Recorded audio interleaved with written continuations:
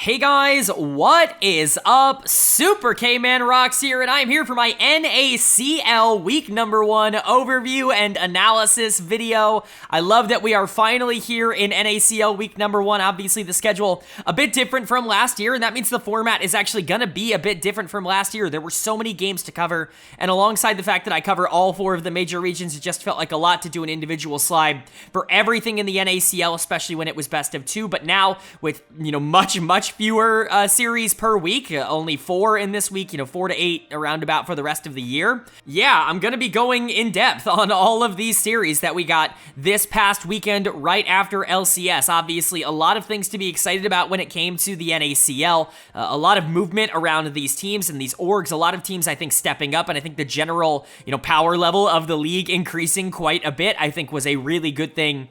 Overall, a lot of players going up to the LCS last year that gives me hope this year, it gives me hope that that's going to continue going into next year, and that a lot of these players are playing for an opportunity to get into the LCS sooner rather than later. But of course, let me know what you guys thought of the NACL in week number 1 down in the comment section below. Would love to know what you guys thought of all of the games, all 4 series. We're obviously going to be covering them pretty in depth in this video here, but my opinions aren't always the only opinions, and so I'd love to hear what you guys think down there as well. But without further ado, let's jump right into it. If you are new here, what we do on this channel is we're going to go series by series talking about the advantages and the disadvantages that each team was able to generate in their respective series. I'll be giving a player of the series, a dud of the series for each individual series that we cover, and at the end of the week, I'll be giving a player of the week and a dud of the week to kind of tie everything into a nice, neat little bow at the end of week number 1. We'll also be updating my power rankings, but as per usual, the disclaimer that I have for the NACL is that power rankings are significantly less important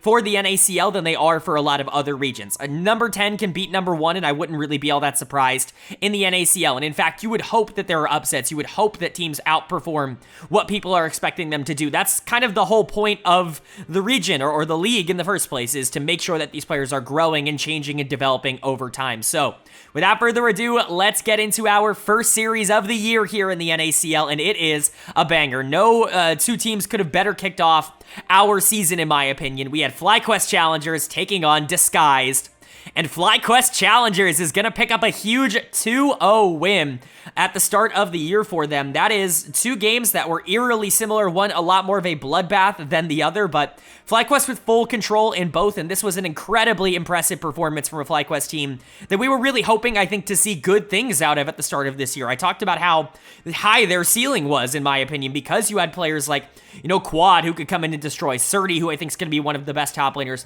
Chime, who I think might be the best, most proven player in all of the NACL right now. There were a lot of really big positives coming in here. There were some concerns from me. Sajed, I think, was somebody that we just didn't know what we were going to get out of him in the AD carry role. Shaden is somebody who has been, hit or miss, inconsistent over the past couple of years, but at least in series number 1, it absolutely ended up working out for FlyQuest. They looked really good. Player of the series could go to quite a few people. I think Sajed played really well for his first ever series here. I think Chime was very quietly great, especially on the Blitzcrank in game number 2.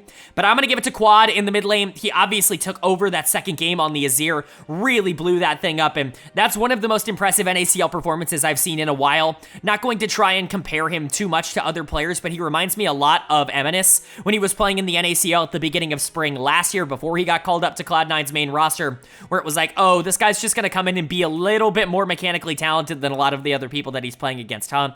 I've liked Quad in the past, but it's been the past, the distant past, 2021, to be precise, when he was on DRX, when that team in the spring split was full of rookies and kind of went on a surprise run. That was a very fun team to watch, in my opinion, but ever since then, he's kind of just been a guy. He was really bad on Nongshim last year, and I really didn't know what we were going to get out of Quad. Moving into the NACL here, obviously very different talent level from the LCK, but was interested to see if he was still going to be, a top-tier LCK import, that could actually change the league a bit, like what I think Roamer or what Eminus kind of was last year. Not that Eminus came from the LCK, but you know what I mean. And Quad, at least in game 1 or series 1, has definitely turned that into a positive. He was awesome here. The Yone game was a bit more reserved. Game 1 was a lot more about Shaden in the jungle on the Vi, which I think is a really good thing, being able to set up the Varus and the Nautilus and even the Yone and the Rumble in the back half of the game to be able to team fight. Game 1 was a lot more of just map control, macro control, being able to suffocate the team out, but game 2 was all Quad taking over in the late game on the Azir, doing that damage. So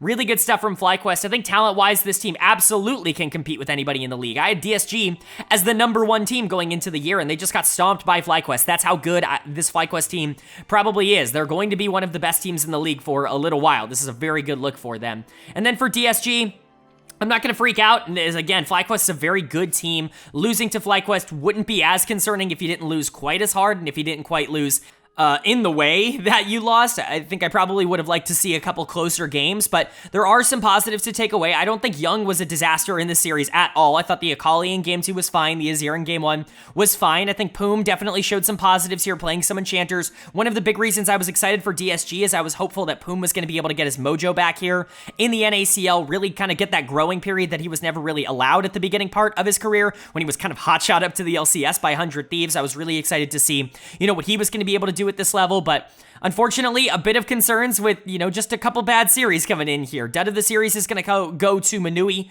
for me. I like Manui a lot. Anybody who follows the channel knows that. Obviously, I'm a big fan of the Fear team from last year, and Manui was a big part of that. One of the things I always said about him as a player is he got better game after game after game, which is why I'm not freaking out about this. There were moments at the beginning of last year where Manui wasn't playing particularly well in the spring split, and it was like, okay, well, at the time it was like, oh, this guy's just on a lower tier team. It doesn't matter. As Fear got better and better, so did Manui, and things started to level up. I could see a very similar progression from him this year if he just keeps his confidence. I think a big thing with Manui is just making sure he's confident in the plays that he's making. He looked a little bit more like the early version of him that we saw in Fear in this series. It is, it's concerning to say that it wasn't great, but it's not concerning in the sense that I think it's going to be a problem over the course of this split. And then you would have maybe liked to see a bit more out of Perry. I think the aggressive junglers are obviously pretty up his alley, but Shaden was just better in this series, and that's okay. You can live with that.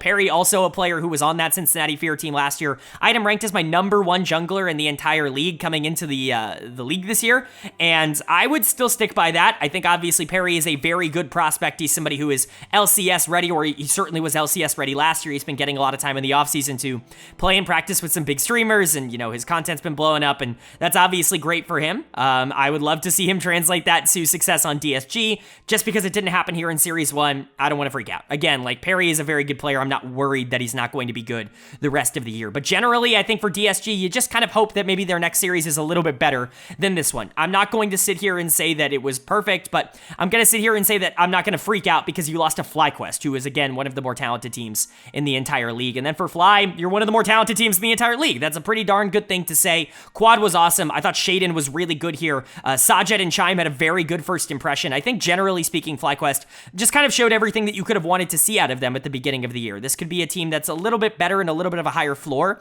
than maybe I was predicting, when I was a bit, concerned with maybe the output of what this team was going to offer. I think a lot of the positives are probably going to come true, and it seems like a lot of the negatives were maybe a little bit dumbfounded by me. Then moving on to our second series of the first day here, another banger and probably one of the bigger upsets we're going to get for a while here in the NACL. I told you to expect the unexpected. It was Wildcard taking on Team Liquid Challengers, and Wildcard was able to pick up a really strong win in their first series of the year. A lot of people had this team at 10th in their power rankings. Basically, the consensus from what I saw was that Wildcard was going to be the worst team in the league. I had them at 9, not number 10, so I guess I was a little bit higher, but even I didn't believe in this team. I thought jungle and bot lane were going to be, league average at best, and even if I like Quacker and Darkwing, specifically Quacker, I wasn't exactly sure if this team was going to be good enough to actually ever compete with any of, the top 4. Well, here's one of the top 4, and here's a 2-0. That is about as clear of a statement as you could possibly make in the first series of the year. Really nice stuff coming in from Wildcard. For Team Liquid on the other side, obviously you would have probably liked to start your season a little bit differently than this, but you're not going to freak out too much. You got destroyed in game number 1, and then you just happened to lose a shootout in game number 2. It happens. You're going to lose a series like this every once in a while, but you got to give a lot of credit to Wildcard for being able to capitalize when TL was not playing their best, and that's exactly what they did. Player of the series for me is going to go to Quacker in the top lane. I've been a huge Quacker fan for a long time. It's just so fun to watch him play League of Legends. He is a very fun laner. He's a very fun team fighter. That Darius game in game number 1 to counter the Olaf was awesome to watch, and I'm not saying that that's the only reason he's getting player of the game, but game 1, Darius was really, really fun, and that's a big reason why he's getting player of the game. Obviously, the Cassante, or the player of the series, not player of the game. The Cassante in game number 2 was still really good, and obviously he can play tanks. You can put him on something that's a little bit more passive in the early laning phase, and he can still be very influential in a lot of the team fights because he is a pretty well-rounded player, but Quacker is very quickly skyrocketing in my top lane rankings. I mean, there are not a lot of top laners that I feel generally more comfortable being able to carry a game than Quacker right now in the NACL. Really fun thing to say. Obviously showed up in a big way last year on Supernova, and I think he's continuing that at least in the first series here on Wildcard. I thought Darkwings also played really well. That Victor in game number 2, really cool. We're not seeing Victor basically anywhere else. Control mages are just generally not in the strongest state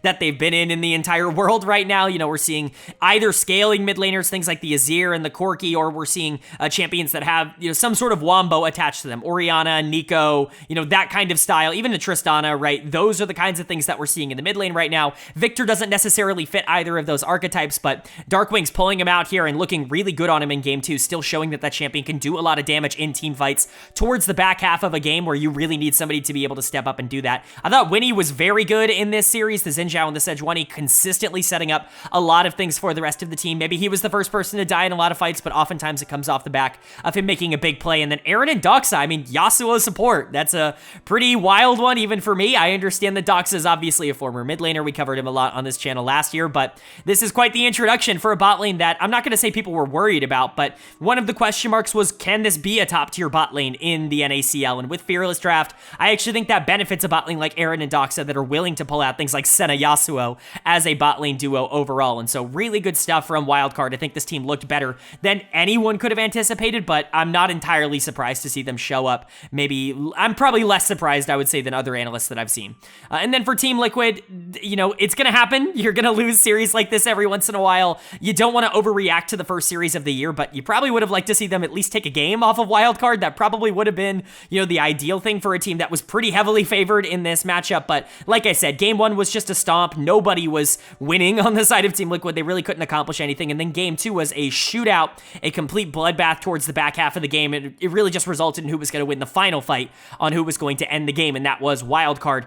Jenkins was really interesting across this series. He was really bad on the Udyr in game number 1. He kind of let Quacker walk all over him in a counterpick matchup. Not entirely his fault again, but he blind picked Udyr, and Quacker was able to counter it, and he was able to do a lot in that matchup, and then he absolutely dominated in game number 2. He got 13 kills in this series. All 13 of those kills were game number 2 on the Rumble. We've been seeing some, you know, up and down Rumble performances, mostly down in pro play over the course of the beginning part of the year. This was one of the better ones coming out from Jenkins. He's always been a bit more comfortable, obviously, on these AP, more damage-oriented top laners. The Kennen obviously comes to mind for him, but the Rumble is very much in that same vein as well. So, you know, I don't want to criticize Jenkins too much. Dud of the series, though, it's actually kind of difficult because I don't think there was one individual player who ended up playing awful. I'm going to give it to Kim Down because I wanted to see a bit more out of some of the Nautilus hooks in the back half of the series, but I think you could give this to Keel on the Maokai, who just didn't have as big of an impact as maybe you would like. Spawn could have done more damage. I think you were expecting more out of Roamer. You know, Jenkins was the worst player in game 1, so like this is more of a team effort, I guess is my point. You know, Kim Down's going to get it because, again, I think most notably his Nautilus game was probably, you know, the one I was looking to see more out of, but that's grasping at straws. I think Team Liquid needed better map control. I think Team Liquid needed to be able to win team fights more consistently outside of Rumble Ultimates just landing on 3 members, and they just weren't able to do that. This didn't look like a very complete team, and the reason I put them at number 4 and not higher, you know, I saw some people putting them at number 1 or number 2 or, you know, at worst number 3. I think I was the lowest that I saw anybody put Team Liquid. The reason that I had them so low in my confidence rankings is because I do think the floor of this team is a lot lower than people think it is. Roamer, you know, while he was really good in LCK Challengers, isn't exactly already a determined star. Like, he's not guaranteed to come in and dominate, in my opinion. Jenkins, you know, wasn't great on CLG the last time he played. Spawn, while I like him, isn't exactly the most aggressive ADC in the world, and Keel is certainly hit or miss, and he's kind of been talked about as such over the past year or so, even if, again, I really like him as a player. There are reasons to believe that this team might not live up to expectations immediately. I still obviously believe in the talent. Roamer and Keel as a jungle mid can be really strong, and I still think Spawn and Kim Down can be the best bot lane in the league if everything goes right, but, you know, this kind of shows some of the flaws, some of the cracks in Team Liquid, at least at the start of the year. But for Wildcard, awesome win. Basically everything you could have wanted to see out of this team. I don't know what it means for, like, power rankings or projections going forward, but this is still an amazing win for a team that pretty desperately needed it, and honestly, I'm very excited to watch them throughout the rest of the year. And now moving on to day number 2 and our third series of the week here. It was a matchup between Mirage Alliance and the Cincinnati Fear. And Fear are going to be able to pick up a pretty nice win here to start their year. Mirage Alliance, of course, one of the two teams that was promoted at the end of the summer split last year into the NACL alongside LiT Esports. We're not going to be talking about them. They didn't actually play in week number 1. Two teams ending up not playing, but these two teams definitely did, and Fear kind of picking up right where they left off at the end of last year, being a really interesting team and one that has to be considered amongst the best of, a lot of these teams that maybe people didn't have as high of expectations for. I know I was actually a bit lower on this Fear team going into the year, but that's already been proven to be a bit wrong. This was a really good series from them. They felt very complete, and one player in particular really stood out to me, and that was Toasty in the mid lane. He is going to get my player of the series. This is not super surprising to anybody who watched these games. A really good Yone game in game 2, and those Nico ultimates at the back half of game 3 allowed them to be able to close it out a lot quicker than maybe they were intending. Maybe the Akali in game 1 wasn't exactly perfect, but it was his first game at this level.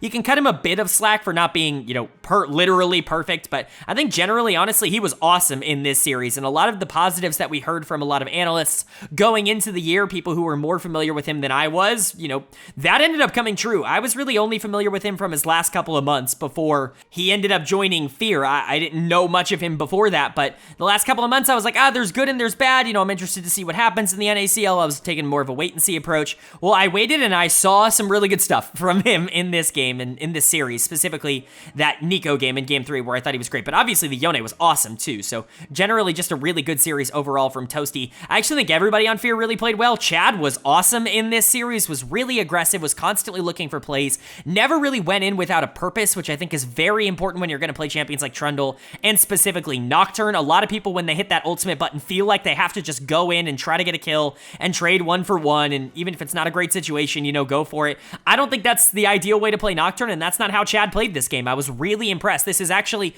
probably one of the more interesting Chad performances I've seen in a while, and I don't dislike Chad as a player. That should tell you, I thought he played really well. Lens and Daption continue to look really good, both individually, but, this time as a unit here on Fear. I thought this was a really nice series from them. It's hard to judge bot lanes right now because so many of them are running Senna or they're running Seraphine Karma. It's really hard to judge, who's actually going out there and dominating in lane because there really isn't a lot of laning going on at the current moment, but Lens and Daption did some really good stuff in team fights, and so you can't be really upset about that. And then Philip was also really solid on the top side of the map, actually, won a lot of these matchups, and that's pretty impressive. So overall, I was pretty happy with Fear. I think they were certainly better than I anticipated them to be in this series, and especially if Chad and Toasty are going to look good, if Lens and Daption can look good, I really don't think there's any reason this team can't be just as good as they were for a lot of last year. One of the more interesting teams in the entire league. Certainly not going to overreact and say that they're definitely that right now no matter what, but they're certainly probably a lot closer to that than I was giving them credit for.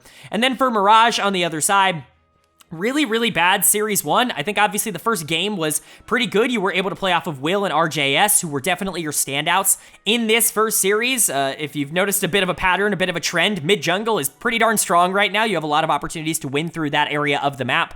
And I think Will and RJS did a good job of being able to generate leads, not only in game 1, but even, in the rest of the series they were trying. Will never stopped trying to make plays, and RJS I actually thought played pretty well. It was really the rest of the team that I thought really let them down. Dud of the series is going to go to Prismal. This was a really bad series from Prismal, and I know this is kind of poetic. It's a bit apropos that, Scooped ends up getting cut on this team basically a week before the NACL starts with no notice for quote-unquote performance reasons, and then Prismal comes out, the person that is taking his spot here, obviously was supposed to be his bot lane partner, but the person taking his spot and kind of gets destroyed in the first series. Maybe it's a bit of karma coming in, but I like Prismal a lot as a player, and I thought the idea of Prismal and Dardoch as a bot lane could actually be pretty successful for the side of Mirage. It just didn't end up being the case in game number 1, or I should say in series number 1 here. I think you expected a lot more out of this bot lane and out of Prismal. His mechanics just seem to be a little bit worse than the last time we saw him, which is certainly concerning, but I think he's certainly good enough to bounce back from this. Prismal is a player, I think I ranked him as my number 2 AD carry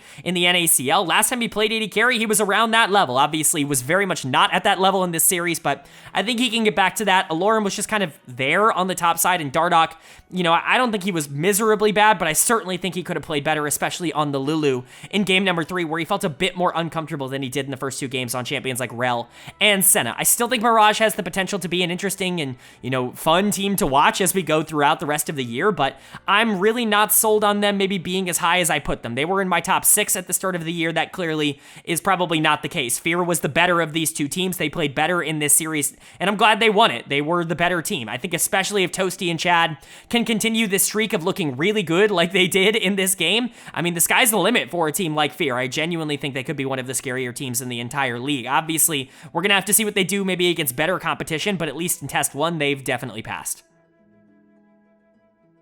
And that's going to bring us to our 4th and final series of the video here, and it was a pretty good one as we saw Maryville University taking on AOE Gold, and Maryville is going to pick up the win here in week number 1. I was high on Maryville. I saw people placing them somewhere around 7th or 8th or even 9th in a lot of people's power rankings. I think a lot of that was with the idea that perhaps this roster and this lineup was actually going to look a bit different. Perhaps it was going to be Spyrax in the top lane. Perhaps it was going to be Iconic in the jungle. Perhaps it was going to be Get Back in the mid lane. And I understand why that roster doesn't necessarily look as appealing, but even that roster I thought had upside. But this one, now that you've got Niles on the top side, you've got Yuji and Spyrax returning, or I guess returning as a duo from FlyQuest, coming over from FlyQuest as a duo. I mean, this is one of the scarier teams in the entire league from a roster perspective. I feel pretty good about putting them at number 5 in my power rankings at this point, and honestly, really like what I saw from them in this series. I thought they were definitely the better team. Shout out AOE in game 2. Onat played really well. We'll get to that Orianna game. Was really good at setting up plays for the rest of his team. But outside of that, Maryville really had kind of complete control over this series, and they were the better team in this one. Player of the series was actually kind of difficult. Couple of players really popping off in different circumstances. I thought the one that I most noticed throughout most of the series, especially in games 1 and 3, was Zyko in the support position, so he's going to get my player of the series here. I very narrowly gave this to Scary Jerry. He had it for a majority of the time that I was going through this process, mostly because he actually played well on the Jhin in game 2, and the Varus and the Misfortune games were good, specifically that Varus game in game number 1 where he really popped off and did a lot. You could have given this to Yuji because there was a pretty big jungle gap in the series, especially when he started getting resets on this Super Dive Viego comp with the Nico, with the Poppy, with the Rel, so many different ways to be able to just dive onto the backline. He did a really good job of capitalizing on that. It's not like Niles and Spyrax played bad at all. Spyrax was really good, especially again in game 1 on the Jace. I just felt like Zyko was probably the most, I don't know, uniformly good across every game. I thought his Renata in game 1 was excellent. They really gapped Wixie and Breezy in the early game. In game number 1, it was a really good laning phase from them. And then I thought the Rel in game 3 was genuinely fantastic. And that was really what put it over the edge. Is if you look at game number 1, maybe Scary Jerry was a bit better. You look at game 2, Scary Jerry was probably a bit better. But game 3, I think Zyko had a much bigger impact on the game overall, which is why he ends up getting player of the series. But I do think you could give it to Jerry. And I think the big positive thing is that we're having this conversation, that you added Yuji and Spyrax, and Niles is returning on the top side, and yet the 2 biggest standouts for Maryville in this series were Scary Jerry and Zyko, the 2 players that you were the most concerned about heading into the year. And so really, really good to see them show up and be good and be better, I would say, than a good bot lane is kind of what I meant to say there. Wixie and Breezy are certainly no pushovers. Both of them are very good players. Wixie returning obviously to the NACL here. Maybe it takes some time to readjust. We'll talk about him in a second, but Jerry and Zyko I think were really, really solid, and I think it's a big positive to take away just how good they were in this series. But yeah, Yuji, Spyrax looking solid, Niles looking good on the top side, especially playing more weak side. The Gnar was a bit more questionable in game 2, wasn't great, but, he definitely fixed it with this Poppy in game 3, and the Cassante in game 1 was still really solid. Maryville just looks very complete as a team right now. I think I value them a lot higher than other people do, and generally, I think that this is probably the best of the rest right now for me, a top 5 team in the NACL. Depending on how you want to view the top 4, they could even be higher than that, I think, depending on how you want to view it. But Yuji and Spyrax are a very legit jungle mid, and Zyko and Scary Jerry looked awesome in this series. But for AOE on the other side, unfortunately, they just couldn't get any sort of consistency out of a lot of their players. There were good moments, and then there were bad moments, and unfortunately, the bad moments were just a little bit more prevalent. Dud of the series for me is going to go to Rosethorn in the jungle. This Ivern game in game 3 was just pointless. Like, I know Fearless Draft makes things a little bit different. You can't go back to the Xin, or you can't go back to the Trundle, but the Ivern was kind of bad in game number 3. I think something maybe a little bit more consistent might have been good in that spot. It didn't feel like Rosethorn was very comfortable with that champion, and I think you really lacked the ability to take over in the early game, and Viego was just able to kind of run the mid to late game, and so you were never really in a position where it was ever going to be easy to win if you were AoE in that game 3, and I think the Ivern was a bit of a part of that. But You know, honestly, I've said it for a little while, but Rosethorn's been struggling at the NACL level for the past, year or so. It's not been the smoothest of sailing ever since he left CLG, and even that final, split on CLG wasn't perfect, and so, there are some concerns here, but hopefully he's going to be able to bounce back. Like I said, Onat was actually really good in this series, was probably the best player on AOE. Really good to see him step up on a champion like Orianna and actually be able to take over and, win a game for his team. Wixie and Breezy weren't awful throughout the entirety of the series, but their game one was certainly a bit of a concern. Maybe it just takes some time for them to get back into the groove. I'm not concerned that Wixie and Breezy are going to be good in the long run, but it wasn't great here. And then, honestly, Zamudo was pretty solid in this series. He was actually probably the best. Him and Onat, they were the two players on AoE that I think survived the most out of the rest of this series. But jungle, bot lane, we're going to need to see better performances out of them if AoE actually wants to be able to compete. There are a lot of interesting teams right now in the NACL. Is AoE going to be one of them? We're going to have to kind of take a wait-and-see approach to that. Perhaps they could go lower, if only because there are teams that were below them that actually had really good weeks. They're probably going to fall in the power rankings, but, I don't think it's the worst thing in the world. That game, too, was a lot more solid, and off the back of both the Orianna and the Aatrox, you can definitely feel good about it. But for Maryville, this is a really nice win. Basically everything that you were looking for out of this team in their first series. I mean, I know I say that a lot, but, what else could you possibly have asked for? A 2-0? Well, we saw what they were able to do in a clutch situation. Jerry and Zyko looked phenomenal, like the best players on the team. We know that UG and Spyrex are going to be good. Niles is a solid top laner. This is a very good and a very talented Maryville team, and I'm interested to see what happens moving forward. I think this could be one of the teams that, even if they continue to grow, we could see them sneak into the top 3, top 4 if everything goes right. I'm not sure I'm quite there with them just yet, only after one series, but it's definitely going to be on the table. Alright, but that is going to do it for my NACL Week 1 analysis. I know it's a rather short video, especially considering the rest of the content that I put out on this channel, but it was only 4 series to cover, and we went, in depth as much as we could on those series, and so I do hope you guys enjoyed. Up on the screen right now, you see the updated NACL standings. Obviously, a ton of ties still active. I am breaking them up by, record, actual game record. I don't think the NACL is actually doing that. Their presentation at the end of the week when they showed the standings was very weird. It had Fear and Maryville on top, even though they had lost a game and they had a worse win percentage. When you check out Leaguepedia, they have everybody just tied. If you have one win, you have one win. If you have one loss, you have one loss. Doesn't matter how many games. Your game score doesn't matter.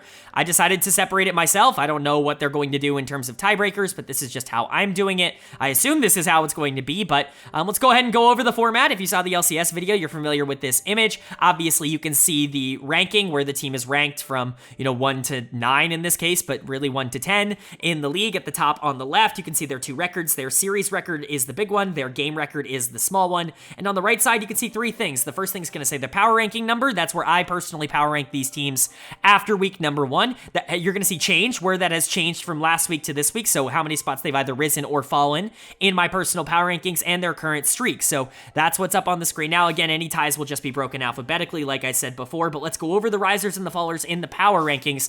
FlyQuest is going to be moving up to number 1. They beat DSG and they beat them handily. This feels like the best team in the league right now. I'm not saying there isn't a world in which Supernova comes out and absolutely destroys both of their series this upcoming weekend, but I need to see that before I crown them number 1 over FlyQuest, who just after that series very much feels like the best team in the league. That means DSG is going to drop to number 2, and unfortunately that means Supernova is going to drop to number 3. Definitely didn't want to do that. They've not even played a game up until this point. It's definitely frustrating and unfortunate that that's going to happen, but it's just the way the cookie crumbles. If, teams above you end up shifting around, that means you have to shift around as well. So Supernova dropping down to 3. Team Liquid for now is going to stay at 4. I still believe in the upside of this team, and even though it very much did not show in week number 1 with their 0-2 loss to Wildcard, I imagine this team will be better as we continue down the year, so I'm trusting them to stay in the top 4. Maryville continues to be at number 5, and then moving all the way up to number 6, it's going to be Wildcard for me. I feel like this is one of the more complete teams in this second half section of the standings here. I think, to me, they are just a little bit more, I feel more comfortable about them being able to win games guaranteed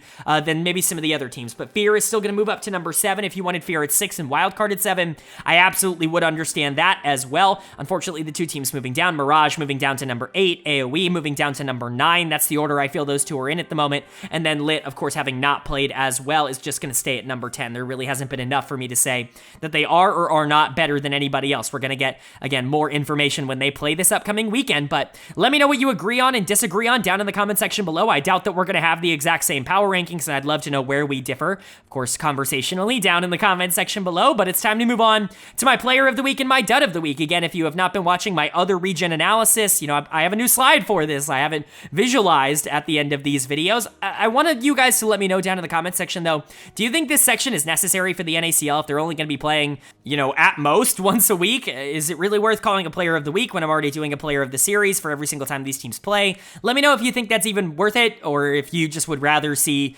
what I think of each individual series, if this is too much for a situation like this where there's not really that many games. I'd love to know you guys' thoughts on that, but at least for week 1, we're going to do it until you guys tell me what you guys think of it, so let's talk about it. Player of the week for me is going to go to Quad, the mid laner for FlyQuest. Fly just looked so good in their series against TSG. His Game 2 performance was the single best game that anybody played this week, and so he's going to get player of the week for that. The runners-up are going to go to Toasty, the mid laner for Fear, and Zyko, the support for Maryville. Both of those teams looked very good, but I think from an individual performance perspective, Quad was definitely the player I was looking at as the most, impact performer, is what we'll say in week number 1. And then, unfortunately, dud of the week is going to go to Prismal, the AD carry for Mirage Alliance. I like Prismal. I like him a lot as a player, but he was not very good in that series against Fear, and he's simply going to have to be better. This team went through a big shakeup. They wanted to bring Will in, and because of that, Prismal moved to AD carry. He's going to have to justify having that spot over someone like Scooped with his performances over the course of this year. I know it's a big kind of, I don't want to say target, but it's a lot of responsibility and a lot of weight, but unfortunately, he's going to have to live up to it, and